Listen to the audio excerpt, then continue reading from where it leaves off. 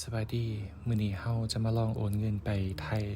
หรือว่าโอนสำหรับค่าเครื่องไปไทยผ่านแอป BCEL1 ของลาวเนาะหลังจากที่เราไปซื้อเครื่องทางร้านค้าจะแสดง QR code ให้เราถ่ายเอาหรือว่าแคปเอา QR นั้นมาสแกนผ่านแอป BCEL1 ได้เลยเนาะตัวนี้แม่นจะเป็นการทดลองสั่งเครื่องผ่านเว็บเนาะก็จะแคป QR มาสแกนผ่านแอป BCEL1 ได้เลย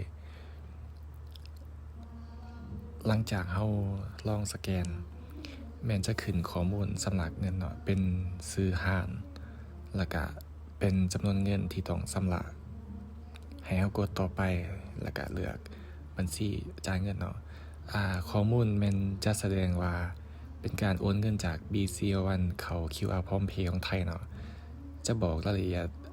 จำนวนเงินแล้วก็อัตราแลกเปลี่ยนว่าเท่าใดตัวนี้ถือว่าเรทต่ำเนาะเราสามารถกดยืนยันการสำระได้เลยตัวนี้สำระแล้วจะเห็นว่ามีค่าธรรมเนียมเท่านี้แล้วก็เป็นจำนวนกีบเท่าใดเรทเท่าใดเนาะจะแสดงให้เราเห็นข้อมูลถือว่าสะดวกสุดๆตามข้อมูลที่เราได้มาแม่นตัวนี้แม่นสามารถสำระได้เฉพาะ QR ของร้านค้าเท่านั้นเนาะสำหรับบัญชีส่วนตัวบุคคลแม่นยังบ่สามารถโอนได้ตัวนี้เราจะมาทดลองสั่งเครื่องจาก Lazada Shopee เนาะว่าจะสามารถสั่งได้บ่สำหรับแอป Lazada แม่นเป็นของแอปช้อปปิ้งของไทยเนาะยอดนิยมเลยมีเครื่องหลากหลายแห่งคนลาวเราก็สามารถสั่งซื้อได้เนาะตัวนี้แต่ว่าเราต้องมีที่อยู่ผู้รับหิวเนาะเวลาเราสั่งเครื่องก็จะใส่ที่อยู่ผู้รับหิวเวลาเครื่องมาฮอดผู้รับหิวก็จะหิวเขาข้ามมาฟังเราให้เราไปเอาได้เดี๋ยวจะลองสั่งฟิล์มกันห้อยตัวนี้เนาะเลือกสินค้าแล้วก็กดสำระเลยให้เฮาลองเลือก QR พร้อมเพย์เนาะว่า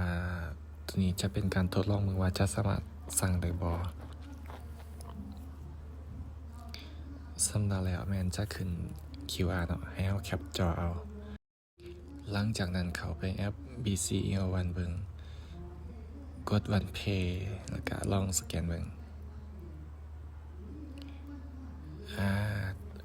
แสดงว่าตอนนี้ยังบ่สามารถสำระได้เนาะสำหรับ Lazada Shopee อาจจะเป็นย้อนระบบเพิ่นยังปรับปรุงอยู่เพราะว่าก่อนหน้านี้แม่นเราเคยลองสำระแล้วเนาะบางทีก็ได้บางทีก็บ่ได้ตัวนี้แม่นขึ้นกับระบบเพิ่นเนาะมีแต่รอท่าต่อไปอนาคตแม่นน่าจะสามารถสำระได้เนาะตัวนี้ก็ลาวโอนไปไทยได้แต่ว่าอีกเดือนข้างหน้า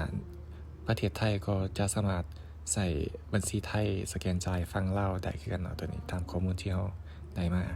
ก็ถือว่า